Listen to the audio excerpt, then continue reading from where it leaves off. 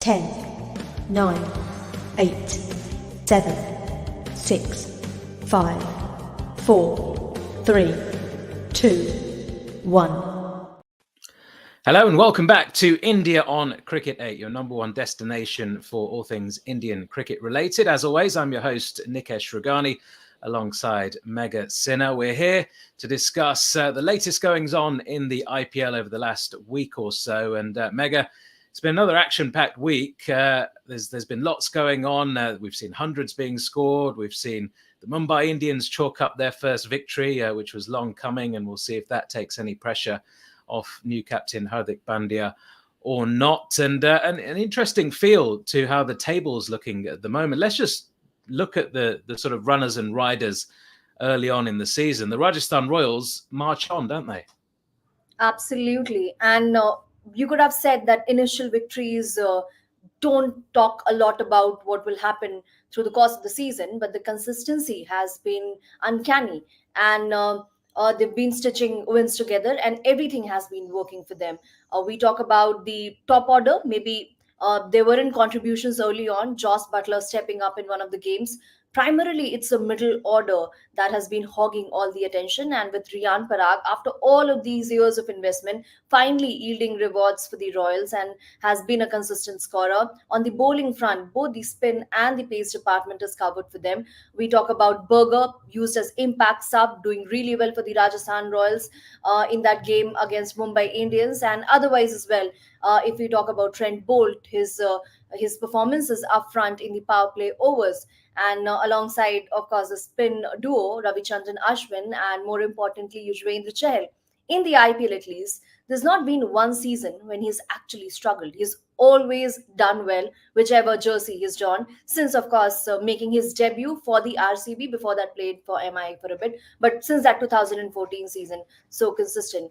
So again, we talk about potential, we talk about them being more than sum total of their individual parts, but finally, that giving them something substantial. Indeed. And look, in their last game, we saw a couple of hundreds. Let's not focus on Rajasthan for now. Let's talk about Virat Kohli. And look, I said this before the tournament started as well. He's pretty good at cricket, isn't he? Well, no surprises Hanging out there. the runs again. Absolutely. And again, Virat Kohli, the sort of expectations that he carries on his shoulders, and also the team, the franchise that he represents in the IPL, the venue that they call as their home, a lot of runs to be scored there. Virat Kohli does the bulk of the scoring and yet ends up getting criticized for the same, including that knock recently against the Rajasthan Royals. Sooner or later, we had to talk about it. I'm pouncing right on the subject. Virat Kohli, barring that 2022 season, has been a consistent performer. Last season as well, there were a lot of knocks where he provided his team the ideal start. But the questions have been around whether or not he's able to accelerate in the manner RCB want him to accelerate. Now, of course, he's considered a chase master. When there's a target in front of the team, he knows exactly how to go about it. It is a tricky question when it comes to setting targets. And I keep on talking about that innings, the last league game against GT last year, after which Royal Challengers Bangalore, of course, got to know that they couldn't qualify for the knockouts. Now, there as well and here as well. Centuries in both the innings, and yet a lot of scrutiny. Batting first, scoring that century. We also have to consider the fact how other batters did in that particular game. Faf, of course, got a start. Now, had there been a batter who was set, who was scoring his runs fluently, who caught out because Virat Kohli wasn't accelerating, I would have still understood the scrutiny. But here, we are talking about a scorecard where, barring Faf and Virat, there was no other batter who got going. There was no other batter who really could contribute. And of course, because Virat batted for long, other batters got just a few balls to get a look in. But that's what finishers are supposed to do when they are sent up the order in such a scenario, to get going from the word go, and that didn't happen in other batters case. So what exactly is the ground on which we direct our scrutiny? You have something to add, very passionate point, I reckon. Well, I don't know about passionate, but look, I will say that there are batters in world cricket that score at a slightly more, I wouldn't even say better strike rate, but they just appear a little bit more attacking on the eye than somebody like a Virat Kohli. You look at his overall innings, 113 not out. He was striking at 157 through that innings, which, we talk about strike rates in modern T20 cricket. 150 plus is kind of what we look at, right? And he is the anchor of the side. His job isn't like a Chris Gale to just go out and blast, or Rohit Sharma to get those little 40s and 50s at a strike rate of 170, 180, and then be done with it. He's the guy who bats through the innings and everybody else seems to bat around him. Now, you look at Faf du Plessis in his innings, it was 40 off about 33 deliveries, I think it was. Not a brilliant strike rate for an opener who's faced that many deliveries through his innings. Where's the criticism for him? People will point to the fact that it is the equal slowest IPL 100, 67 balls it took him to get those three figures, joint with Manish Pandey. But then when you look just a little bit down the list, you see three guys with 66 ball hundreds. One of them is Sachin Tendulkar in 2011. Different time, of course. And, we know Sachin didn't play an awful lot of T20 cricket. He only played one T20 international for India as well. And it was right at the back end of his career. But, nonetheless, still, it was a good innings at the time. And, it was a useful innings for the Mumbai Indians in that particular game. You look at David Warner. He's got a 66 ball 100 as well. Jos Buttler, just 2 years ago, Jos Buttler got a 66 ball 100. Nobody criticised him for that, did they? I can't remember anybody saying, Jos Buttler needs to up his strike rate. So one ball here or there, and he's pretty much on par with those guys. So and they're different types of players. They are those impact players at the top of the order. They've got a different role in the side. They're not anchor players like Virat Kohli is, but still, despite that being his role, he struck at 157 through that innings, in an innings when nobody else got any runs. And you look at the overall scorecard, 183, it's not really enough runs in most IPL games now when you're batting first on a good track. And that proved to be the case because Rajasthan chased it down with ease in the end. But you've got to look at the rest of the batting lineup, like you say, and nobody else really contributed to that. So given the situation, I think it was a perfectly fine innings, and it just showed once again that, Virat Kohli will churn out the runs for fun in IPL, in international cricket, whatever it is.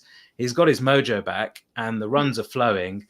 And I said he's going to have a 500-run season. It could be a few more than that, the way he started at the moment. So brilliant from him, but also even more brilliant from Jos Buttler. We have to talk about that innings in the run chase as well.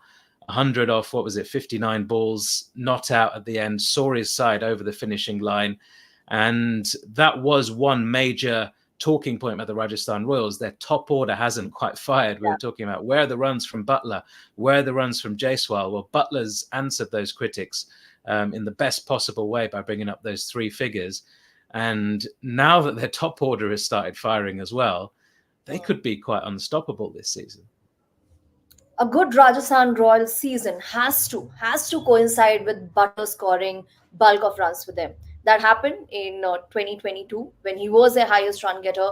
He was in fact very close to that Virat Kohli landmark of 2016. This season as well, we were talking about how the openers aren't firing, and considering the sort of openers that Rajasthan Royals have, so flamboyant, Yashasvi Jaiswal at one end and other end Jos Buttler. There was much asked about that, but finally Jos Buttler showing why he's just the boss. And the two Rajasthan Royals and Jos Buttler go back a long time.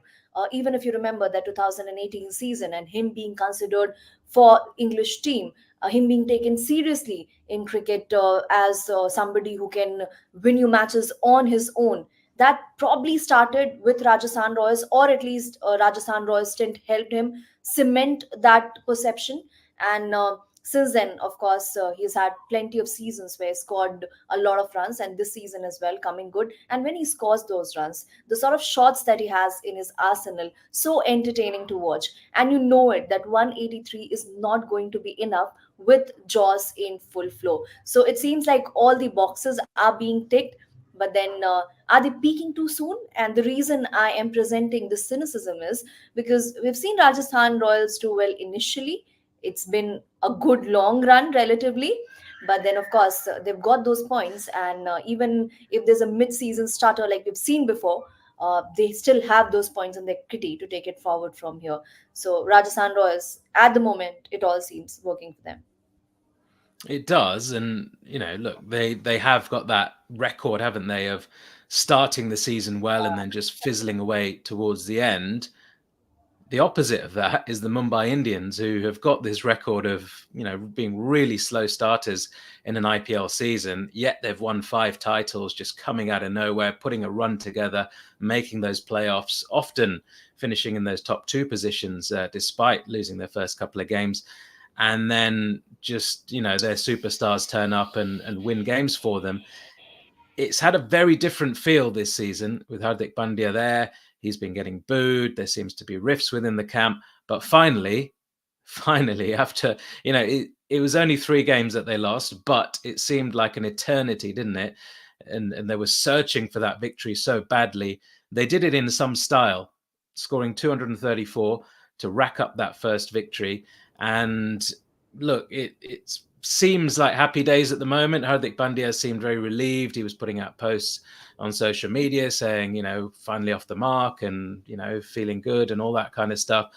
It seems to have taken a little bit of weight off his shoulders. I don't know how much of that will translate to the fans who are still upset about Rohit Sharma being displaced as captain. But that's all you can do, right? In a situation like that, is win games, and that will shut everybody up eventually. And they needed that badly, didn't they? Like they say, nothing succeeds like success. Now, after those 3 losses, they had a bit of an off time where they tried to unwind, gel better together, and the results were there for everyone to see. Because that game, Mumbai Indians came out with a plan, and they had that intent. They knew that wicket would help run scoring, and they needed to get to a total that would help them really dominate the opponent. And Rohit Sharma, Ishan Kishan, the stand that they stitched, and within the power play overs, the sort of scoring that they did, 75 runs scored within the first 6. There was a bit of blip in between. Hardik Pandya, now we come to his batting form, his bowling form as well, but that's for later. And then eventually, in the end, Romari Shepherd and Tim David coming together, and the final over in particular, and how expensive Andrik Nokia has been in the 20th over. He's bowled that against Chennai Super Kings and similarly against the Mumbai Indians as well, being taken for 32. Eventually, the margin of defeat being 29. Not much of a difference. Had the final over gone differently, the result of the game could have been different. But then obviously DC also showing some fight there with Stubbs. But all in all, just focusing at the moment on the Mumbai Indians, Rohit Sharma has been getting them quick starts. We did talk about how for the longest time, for at least last 5 years, he wasn't that much of a force in the IPL, and he tried to get Mumbai off to a quick start, but that wouldn't happen, and he wouldn't score those big runs for sure. Ishan Kishan as well, enjoying a good season thus far, and Tim David, of course, last season as well, and before that too, he was so instrumental for Mumbai Indians coming down the order this time as well, contributing. Romario Shepherd getting a game and leaving an imprint. And on the bowling front, Kodze, of course, but Jasprit Bumrah, how consistent has he been? Even in the previous game, those 2 wickets that he picked up, including the one of Prithvi Shaw, the manner in which he got him out, and how important that wicket was at that juncture, because we know Prithvi Shaw, when in full flow, the carnage that he can inflict. So Jasprit Bumrah is extremely important, and probably something that Mumbai Indians missed dearly last season, and he's back. So all in all, finally 2 points, but how far this can go, it remains to be seen. They did give kind of, they did acknowledge the support of the crowd. They went around, but then again, they have to keep winning to get that applause going. Yeah, Bumrah, 4 overs, 2 for 22 in an innings where your opponent scores over 200 runs, just proving once again how brilliant he is. And then obviously, Gerald Coetzee cashing in with those 4 wickets as well. It looks as though things are starting to click with the ball as well, because in those early games, it was just Bumrah and nobody else contributing. And now all of a sudden, yes, Delhi scored over 200, but it was that kind of pitch. And everybody else, I think, with the ball just sort of backed Bumrah up there, and Coetzee coming out with those just rewards at the end of it too. So win for the Mumbai Indians. We'll wait and see how much really impact that has on the rest of the season. Look, one of the sides they played early on in the competition, Gujarat Titans, of course, where Hardik Pandya came from after spending a couple of years at that franchise, winning the IPL, getting to another final. They've had a lot of success, the Titans. They've lost their last couple of matches there. They've lost to Punjab. They've lost to Lucknow in a low-scoring game as well. They're chasing, 169 to win that match. Really should have given it a better fist and eventually all out for 130. Where are things going wrong for the Gujarat Titans? Do you think it's to do with the captaincy of somebody like a Shubman Gill, or is it something else? Is it just their combination is all wrong? Can we really point fingers at Shubman Gill, because there have been matches where his captaincy has stood out. And of course, that has drawn a lot of attention also because there's also Nehraji on the sidelines with his Nariyal Pani and the inputs and what is working, what is not working. But things that have not really worked for them, I think, on the batting front and collectively as a unit as well. But is it that they're missing somebody? Are we pointing finger in that direction with Hardik Pandya not around? Is that difference a gulf, a void presenting itself in form of a void? I don't really think so. On bowling front, sporadically things have worked for them. Mohit Sharma has stepped up. Noor Ahmed, when he got those opportunities, he stepped up. Similarly with Rashid Khan, he's done well. Again, not consistently, and Rashid Khan is another topic that is something that we'd explore later, considering how the last season and this one has been for him overall, the sort of expectations that he carries, and how when we compare it by those standards, Rashid Khan hasn't really stepped up. But overall, in terms of team combination, maybe that's one thing that can be pointed out. Gujarat Titans were known to be a team that would stick to whatever combination they zeroed in on at the start of the season. They backed their players to the hilt. But now, when things haven't started off on the perfect note for them, can they afford to do that? Because the scenario which they find themselves in is slightly different from the last two seasons, when right early on in the season itself, they collected those important points. But they find themselves now in an unfamiliar territory. How they respond to it, and whether there'd be a lot of changes in the personnel, that's something that remains to be seen. Even with regards to Rahul Tewatia, David Miller, I think that's one important point, because David Miller, he'd been struggling for form for a considerable while. Then came the 2022 season. That coincided also with his GT stint. He was a match winner for them. If you remember that game against Chennai Super Kings, where he got those 90 plus runs in 2022, again in 2023 as well, doing bulk of the scoring. His absence, him not being in form, I think that has been a major issue, and then that injury as well. So the players who in the past two seasons were doing bulk of scoring for them, even Shubman Gill for that matter, compare his last season to this one. Last season was unbelievable. Compared to that, this season, not as many runs. So it's the same players, but the same returns have been missing. What would you point out as the reason, though? Yeah, I mean, look, there's been no David Miller in the last Yeah. couple of games. I think that's a big blow as far as they're concerned in that middle order. It just seems as though they've lost their swag, and I don't know how much of that is to do with Hardik Pandya not being there and not being able to sort of. I don't know even if he implemented it through his words or through the way he sort of spoke to his teammates, but just having somebody like that with that swag in that side just sort of then spreads, doesn't it, among the rest of the team? Everybody else walks in the same way onto the field and has that confidence about them. It just doesn't seem as though that has quite been there this season. The quality of the players is still there. Look, we've seen Mohit Sharma put in a couple of good performances so far in the IPL. I said he was going to be key as far as they're concerned. There's no Mohammad Shami. That's a big miss.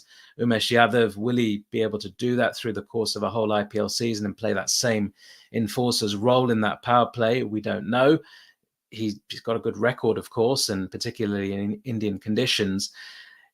But it's just unproven really within this team setup. So there's a few question marks. Look, Rahul Tewatia, when he's firing, I think he can really fill that void left by Miller. I know the middle order of Miller, Tewatia, and Rashid Khan really gives it that oomph, doesn't it? And they can finish games quite well from losing positions. They can almost pull a rabbit out of the hat, so to speak, and win the game out of nowhere. And when Miller's missing, it looks a little bit lighter, but Duarte is more than capable. He's not quite fired as consistently through the start of the season as we'd hope he does. Look, I called him. Are you familiar with the concept of a pound shop in India?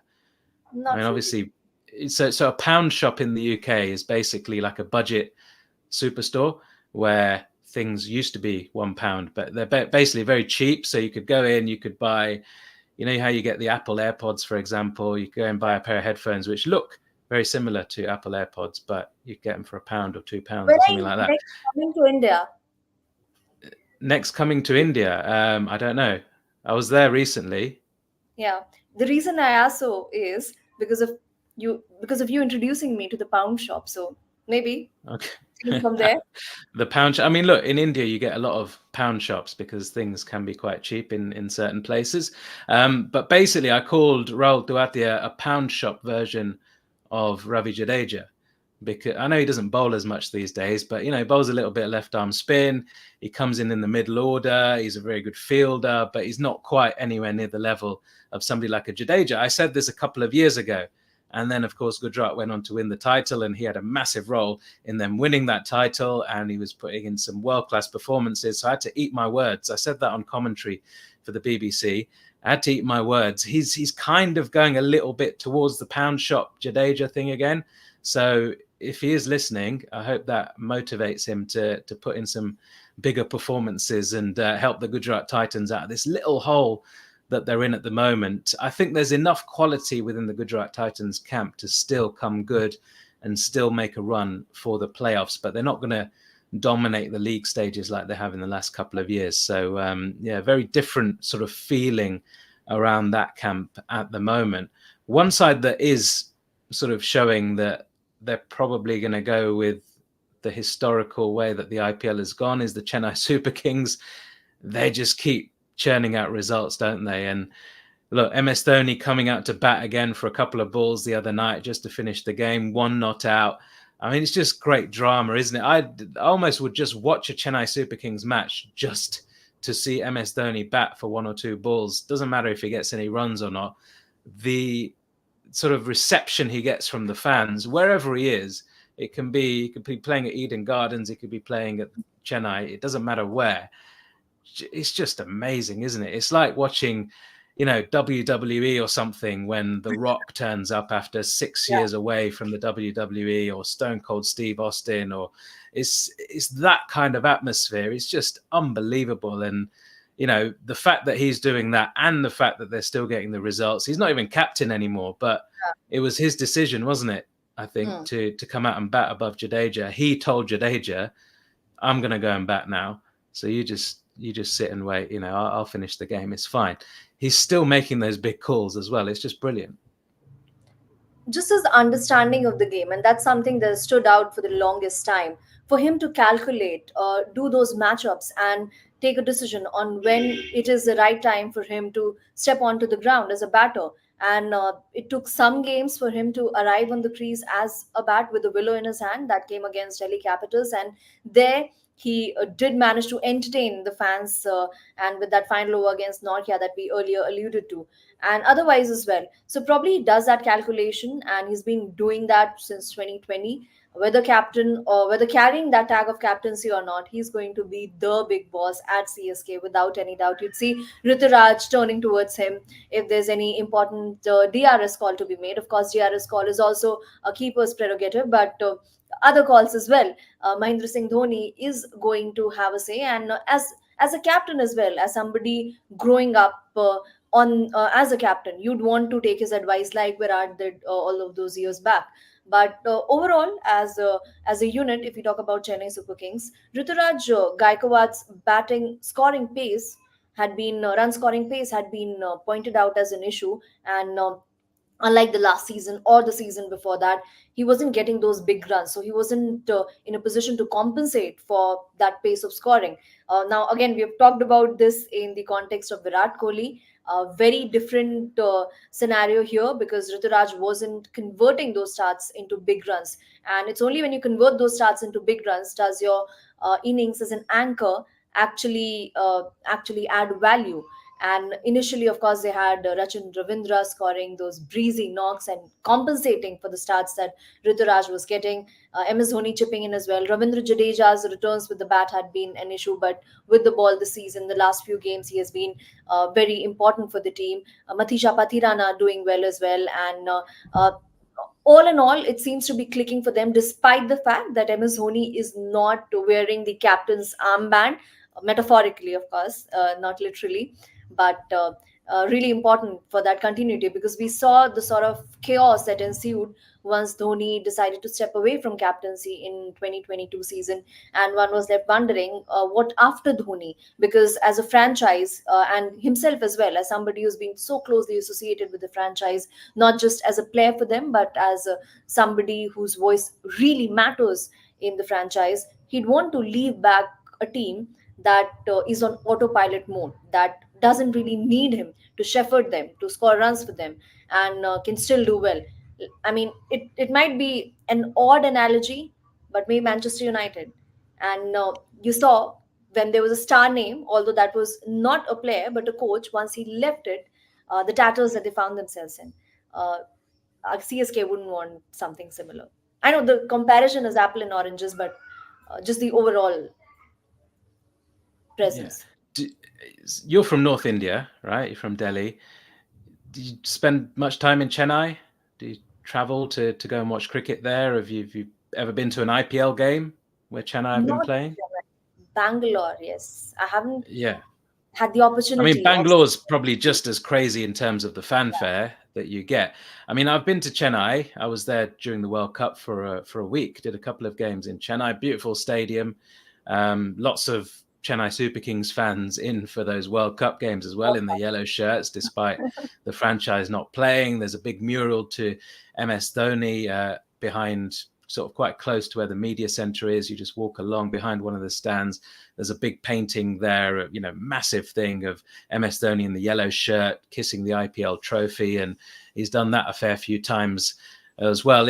I mean, you go there and you speak to people about cricket, and they are obsessed with the Chennai Super Kings. Nothing else matters. I mean, it's almost more important to them than it is India winning, is the Chennai Super Kings success. Such is the fanfare. And MS Dhoni, he's basically like God across most of India because of what he did for the Indian national team.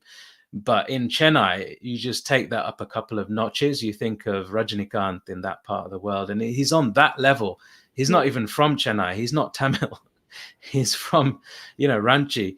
Yeah. Is a million miles away, really, in terms of the geography. But he is their adopted son, and he will go down forever as their absolute hero. I'm not sure if he speaks any Tamil or how invested he is in the culture. I'm sure he does a little bit. I mean, I found that was one of the big things in Chennai, Yeah.